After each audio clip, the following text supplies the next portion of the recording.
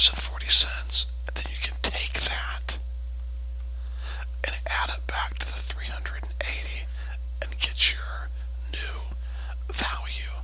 But there's a faster way to do it. I've told you guys this. Just take the 380 and the percentage that it's increasing is 8%, right? It is an increase. Excuse me. So we're going to add 100 degrees, not degrees, well, 100% to that, and we'll get 108%. So we're going to multiply this by 108%. Now, what you're doing is you're multiplying 380 times 1.08 over and over and over every year. So you take 380 times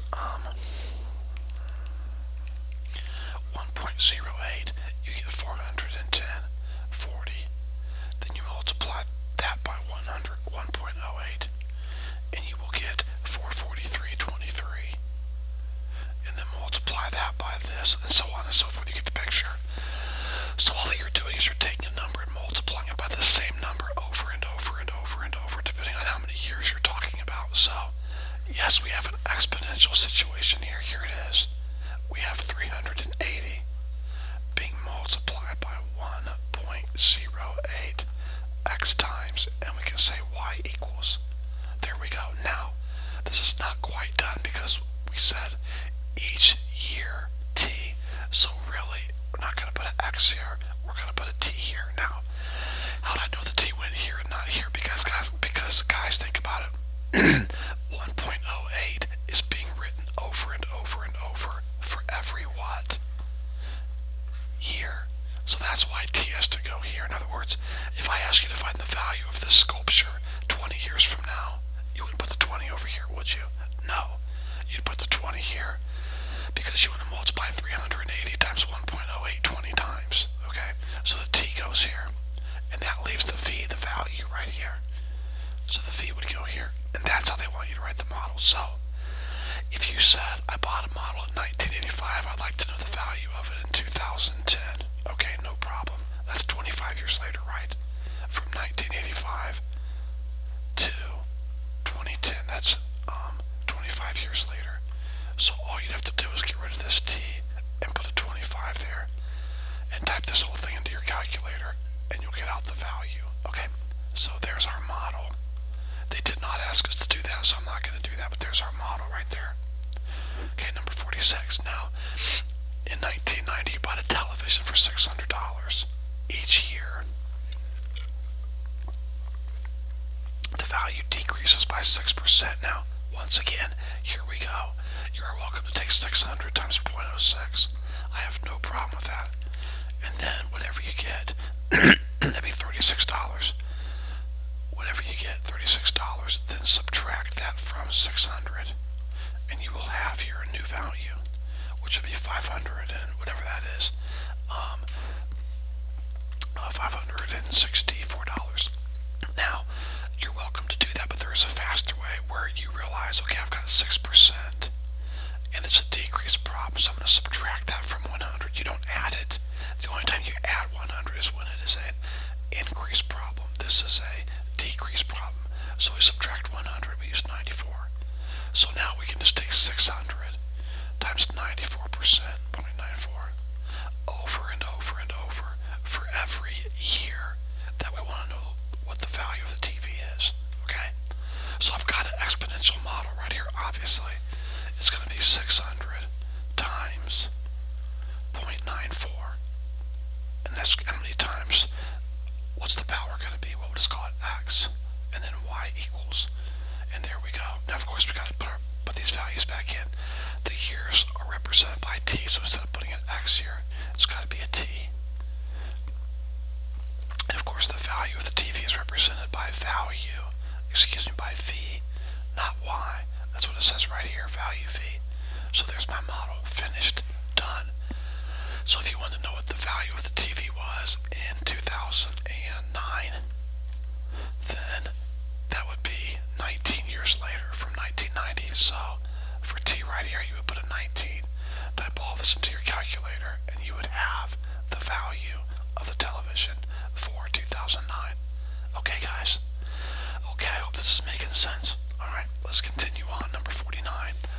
The value of a new car decreases by 14%. What will the car be worth in 95 and 98?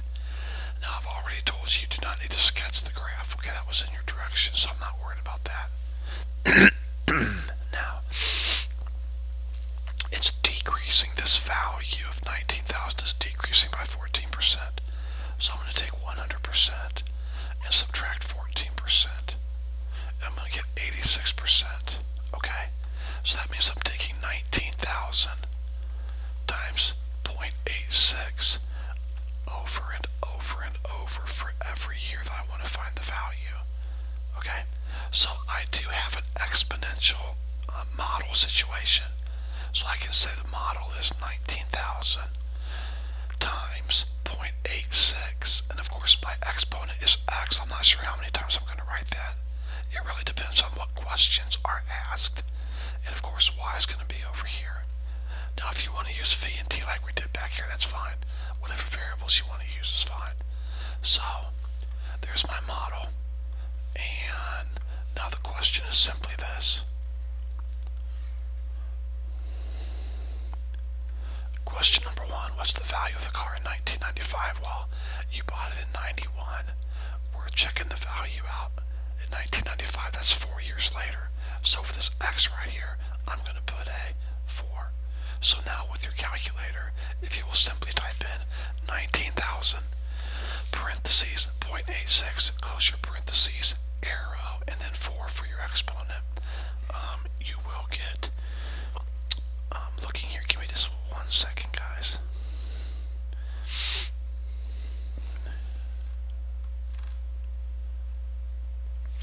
Okay, let me type this in quickly here. I could not find the answers in the back of the book, so I'll just type it in here. You're going to get $10,393 and 16 cents. So that's the value of the car in 95. Okay. Now, what's the value of the car in 1998? Okay, exact same thing. Very simple, guys. Exact same thing. Okay. You bought the car in 91. You're finding the value in 98. That's 7 years later. So we'll put a 7 right here. So type in your calculator 19,000 parentheses 0.86. Close your parentheses, arrow, and then 7, and you will have the correct answer, which is, by the way, $6,610.63. That is the value of the car in 1998. Okay, guys, moving on. Number 50. In 1980, your business had a revenue of $30,000. Each year after that, your revenue increased by 15%. Sorry. What was the revenue in 1990 and 1992?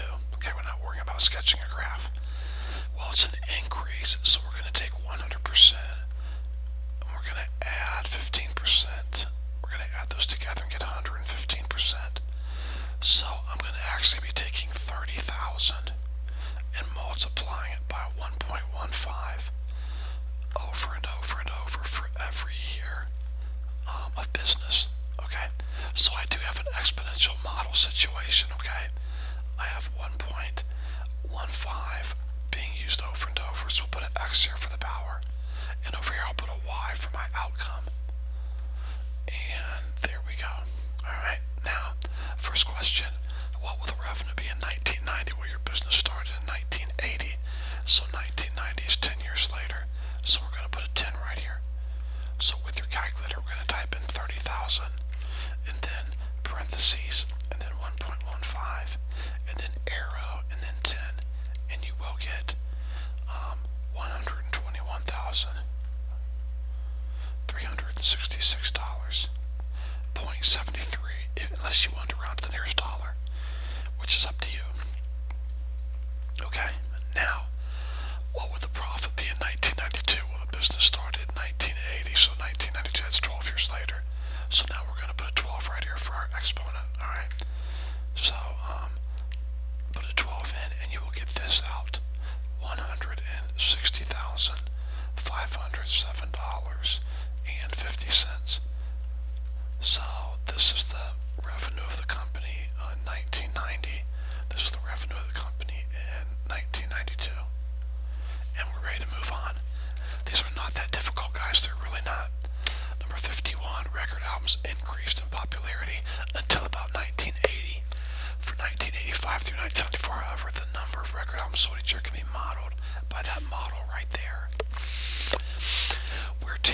5 represents 1985. Now, how many were sold in 1990? Okay, how many were sold in 1990? Now let's take a look at this and think this through, okay? The number N in millions of record albums sold. So N is your number of records that are sold. T is time. It represents a year. Like T equals 5 is 1985. Alright? So how many were sold in 1990? So we're looking for N. How many were sold in 1990? So we're going to put a number in for T. Alright? So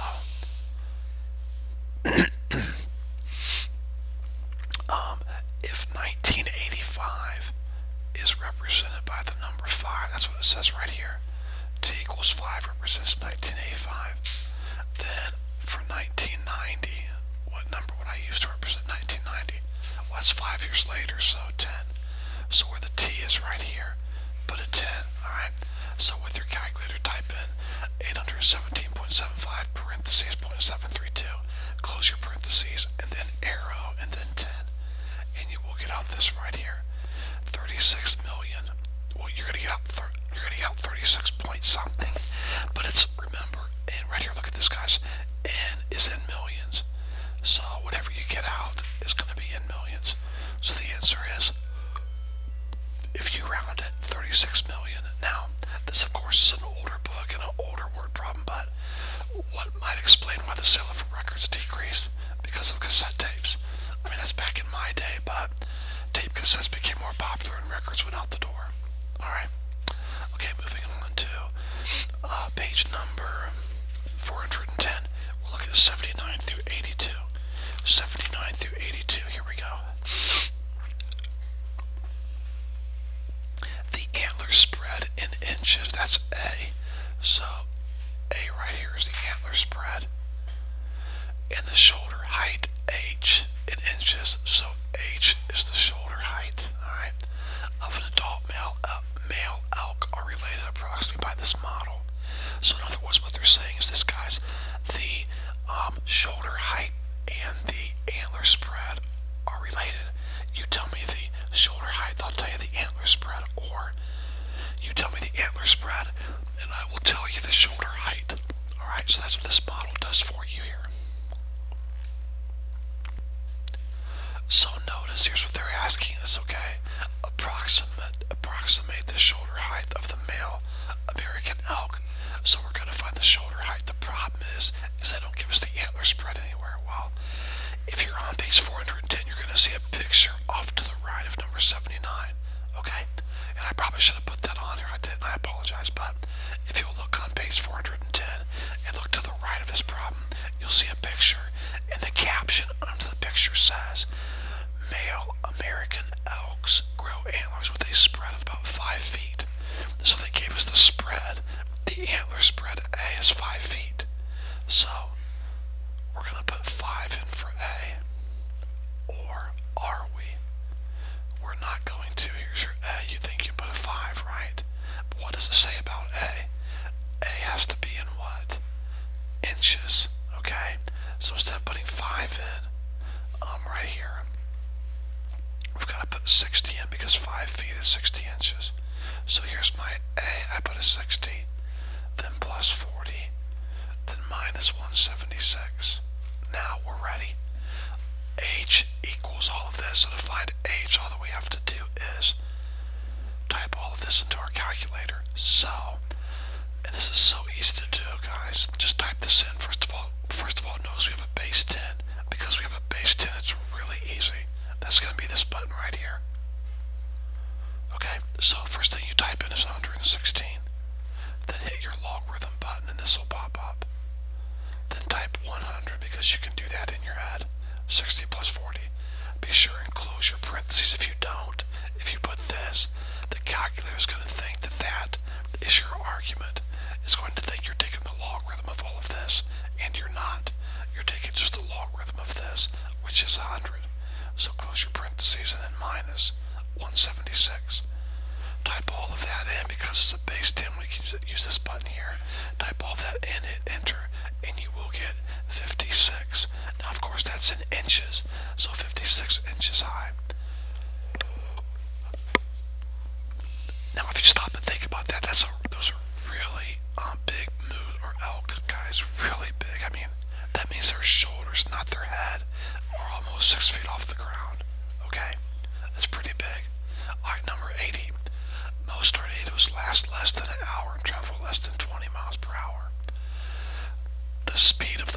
S in miles. So S is speed of the wind in miles.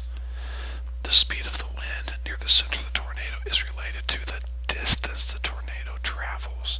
So this D right here is the distance that travels. Alright? In miles. Distance it travels. Alright? On March 18th, 1925, a large tornado struck Missouri, Illinois, and Indiana, covering a distance of 220 miles. Approximate the speed near the center of the tornado. So remember, this model does a couple things. You tell me the distance the tornado traveled, and I will tell you the speed of the wind. Or you tell me the speed of the wind, and I will tell you the distance the tornado traveled. So here, we know the tornado traveled this distance right here. So we're going to find the speed, which is S. So S equals 93 logarithm base 10 of D. D is 220. And then plus 65. Now when you type this in, I would encourage you to put parentheses around this so there's no confusion for your calculator. So with your calculator, we're going to type in, now this is a base 10 notice. That's a base 10. So we definitely can use this button right here. Alright. So I'm going to type in 93, then push my logarithm button, and then 220 and close the parentheses, and then minus 65 or plus 65. And I'm going to get out 282.85. 282.85. Now, that's speed in what? S is in what? Look right here, guys. Miles per hour. So when we get this out for S, that means miles per hour. So the center of the storm was going a ridiculous speed of 282 miles, or 282.85. Alright? And they rounded to the nearest mile per hour. So 283 miles per hour. Okay, number 81. A portion of the three-dimensional mathematical figure called the Horn of Gabriel is shown at the right, and here it is. You'll see this in your book. Here it is. Looks like that, okay? The area of the cross-section in the coordinate plane of the horn is given by this. So the area of the cross-section is given by this formula right here. Approximate this area. Well, guys, look. The area equals this. And they want us to find the area. This might be the easiest problem we've ever done. So just type this in. Area equals this. So type into your calculator 2 divided by, and then push your logarithm button. And then, of course, 2.71828. And then hit enter. And you will get 4.605, or just 4.6. Alright, there we go. So the area of the cross-section is 4.6. Alright, moving on to number 82. Okay, this is dealing with carbon dating. Sunlight produces radioactive carbon, which is absorbed by living plants and animals. However, once the plant or animal dies, it stops absorbing carbon-14, using carbon-14's half-life of 5,700 years. Scientists can approximate the age of plant or animal fossils by measuring the fossil's concentration of carbon-14 atoms. For living things, C is given a value of 1. Thus, C is related to the number of years T since the plant or animal died. They do this using this model right here. There's the model. Alright. Now, in your book, this is kind of hard to see. This is a base 1/2 right here. 1/2. For a particular plant fossil, the concentration of carbon-14 atoms is 1/10 of what it was when it was alive. 1/10. So, look right here, guys. C, they should say it up here somewhere. Yes, C is your carbon-14 atoms, and number of years is your T right here, number of years. So they're giving us the concentration of the carbon-14, and they're asking us for the time. How long ago did the plant die? So for my carbon-14, C is So I should make a little space here, guys. So I have, for C, 1/10, so it's T equals 5700 logarithm base 1/2 of 1/10 or point 0.1. Now guys, we should know how to type this in. This is not a base of 10, it's not a base of E, so we're going to have to use our change of base formula, remember. We type in the logarithm of point 0.1 divided by the logarithm of 1/2. So quickly do that. Logarithm of point 0.1, be sure and push enter, and then divide it by the logarithm of 0.5. Enter, and we get 3.32. But then look right here, guys, we have 5700 being multiplied by this logarithm. So after you type all of this in over here and get your answer out to this logarithm, you then must multiply it by 5700. And if you do that, you get this right here, 18,934. Actually, we're going to round up, 35 years old. So that's pretty cool how they can do that. They can actually see how long a plant is, or how old a plant is, or an animal, or a fossil, or whatever. Alright, there's the answer. Now, hopefully a red light went off, because if you're a young earth creationist like I am, or in other words, you believe in the literal Genesis account of creation, which I do, this is a problem, because the earth is not even 1/3 of that, okay? Probably. So, did you know, isn't it amazing how they'll use stuff like this in secular textbooks? But did you know something, students? Did you know that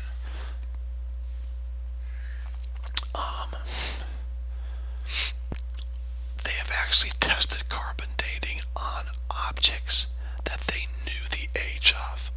It's not like they found some fossil that they thought was millions of years old. They have tested carbon dating on some objects that they already knew the age, and the carbon dating gave their figures, and it was way off, much older. So remember what you learned in geometry last year. I can take 1,000 Dobermans and sit you in a chair. You know, here's a chair. I'm a horrible drawer, you know that. And there you are sitting there. And you're watching, I can run 1,000 Dobermans across, and I can say every dog is a Doberman. But all it takes is one counterexample. Remember that in geometry? One counterexample.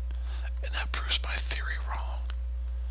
So if I bring across a German Shepherd, then boom, that one counterexample proved that you cannot say all dogs are Doberman. So these scientists claim carbon dating is accurate, it works, but it only takes one counterexample to prove that wrong.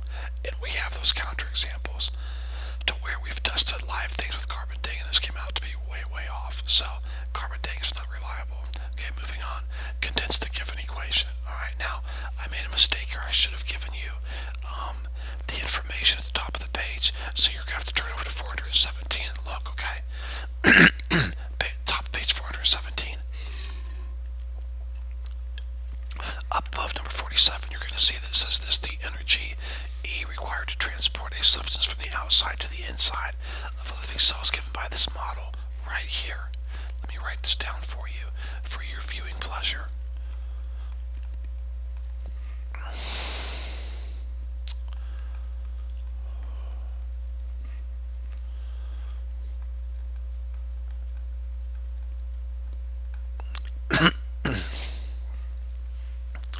Now, C1 is the concentration outside the cell.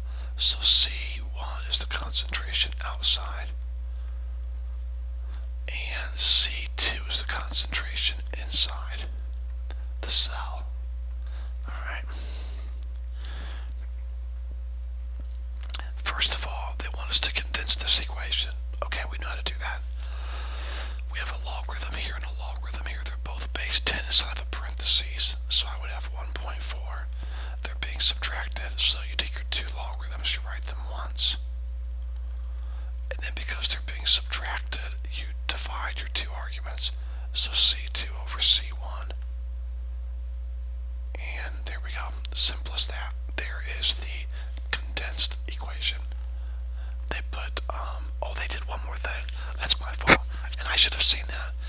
After they did this, you have 14 times this logarithm, or 1.4. So you really have 1.4 logarithm base 10 C2 over C1. And then you're going to move this 1.4 as an exponent up here. Now, remember when you do that, I've taught you guys this, it goes to the entire argument. So you must go like this so that you realize the 1.4 not only goes to the top exponent, it goes to the bottom also. Okay? So there we go. There it is, condensed. Perfect. Okay, moving on. Now, let's go ahead and take this model. We'll probably use it on the next page, I would assume. Let's carry this over. And let's carry this over. And here we go. The concentration of a particular substance inside a shell is twice the concentration outside the shell.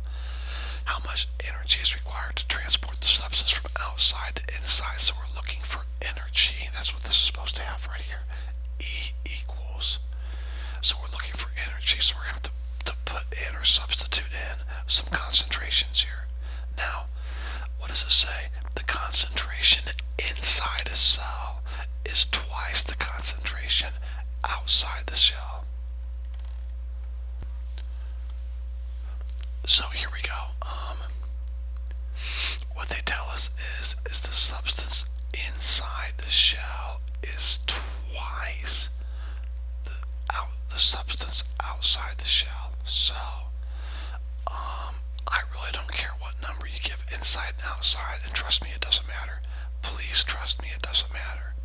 It doesn't matter what number you give each one as long as they're twice as big. So the substance inside the shell is twice the outside. So the inside is twice as big as the outside. So we're going to call this a 1. And we'll call this, sorry guys, the substance inside the cell is twice outside the shell. So we're going to call this a 2. And we'll call that a 1. And that's twice as big. Where'd you get those numbers, Mr. Earhart? Well, look guys, I don't care if you put a 8 and a 4. Try it and see. You get the exact same answer as long as this number here, the inside number, is twice as big as the outside number. And that's what this says. The substance inside a cell is twice the concentration outside the cell. Okay? So you could actually use, if you wanted to, 50,000 and then 100,000, which would be twice as much. I really don't care. Okay? But for me, I'm going to use smaller numbers. I'm going to call this a 1 and call this a 2. Now, let's come over here. My energy equals the logarithm base 10 of C2. That's my inside number, 2, over C1. C1 is my outside number, 1, all over 1.4. So here's my advice. I would first of all realize that 2 over 1 is 2. So I'm really taking 2 to the 1.4 power. If you take 2 to the 1.4 power, you will get 2.639. 2.639015822. Alright? And now take the logarithm of that, and you will get the right answer, which is 0.42 kilocalories per gram molecule. Alright? I'm not a scientist. I'm not going to try to act like I am.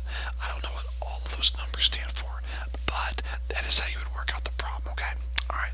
Number 50.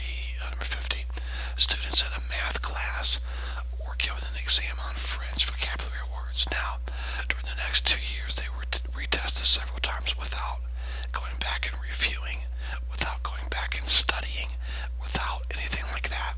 They just wanted to see how good the student's memory was, okay?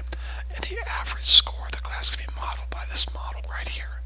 S equals 90 minus logarithm base 10 of t plus 1 to the 15th power. Now, it always helps to identify your variables.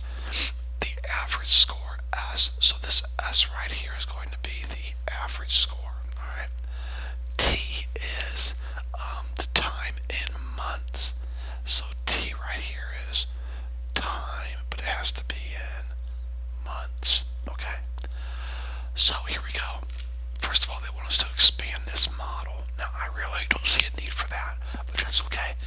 asks us to expand the model, so we're going to do it. So we have 90 minus, pick up your exponent, put it to the left of the logarithm. Negative 15 logarithm base 10 of t plus 1.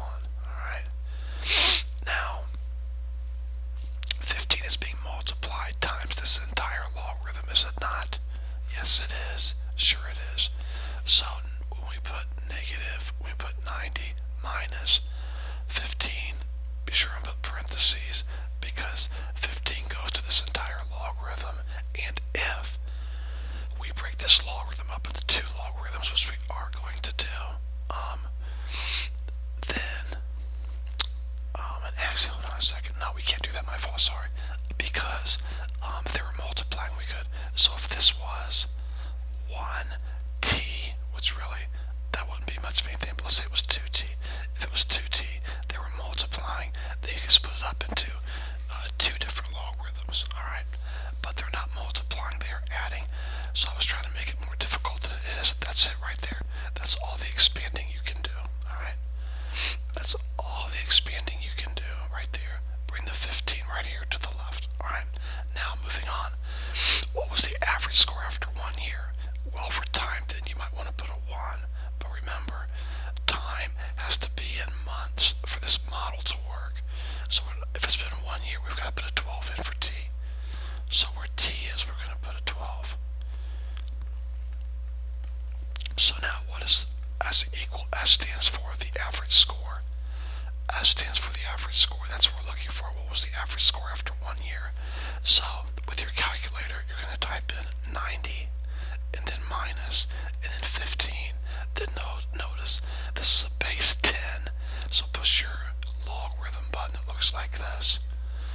And then include the parentheses, which will already be there actually. 12 plus 1 is 13. So put a 13 and then hit enter.